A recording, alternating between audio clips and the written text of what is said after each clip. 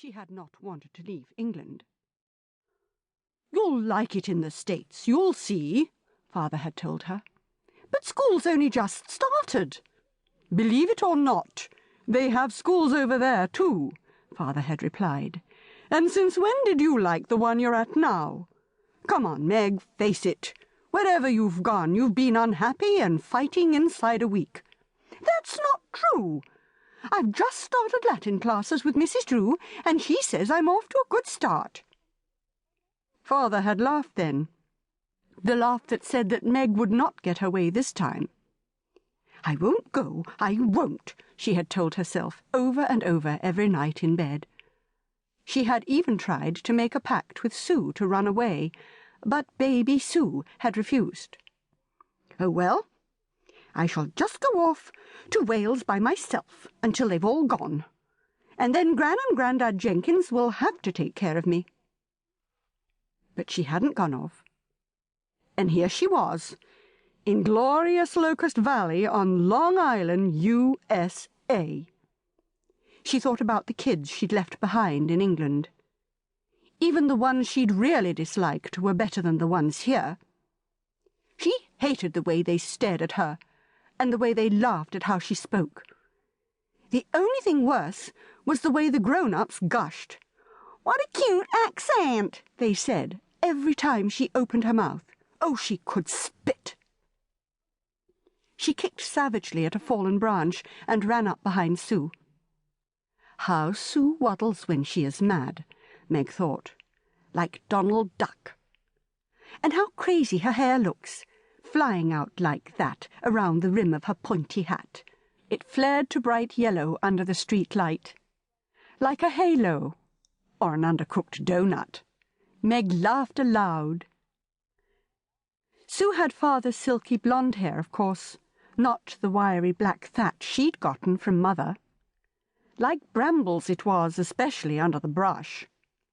Sue had Father's round pink English face too, while she herself had a dark thin Welsh face, a Celtic face, so Mother said.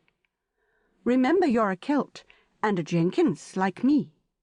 That is why you are called Myfanwy, after Gran Jenkins, and Gwyneth, for Great-Aunt Jones." Myfanwy meant my fine one, as Mother told her again and again. But even in kindergarten her name had brought her nothing but trouble.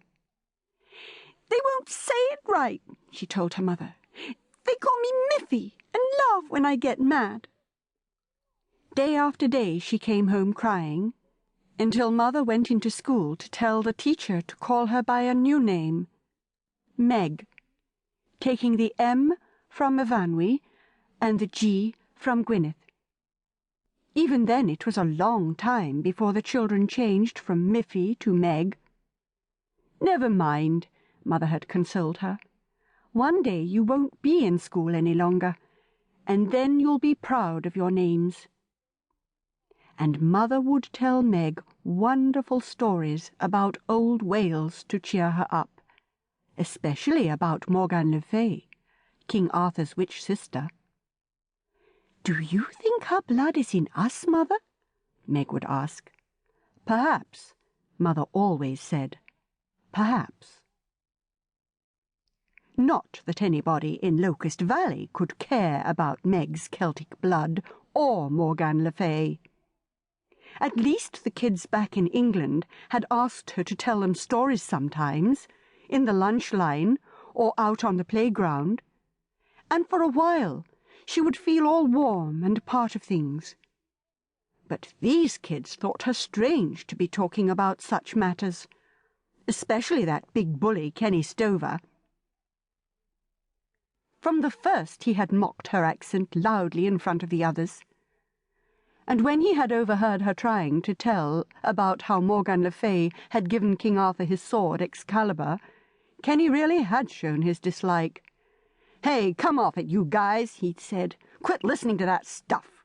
That Wilson kid's too weird." Wilson! Meg sighed. Well, at least he'd never heard of Miffy.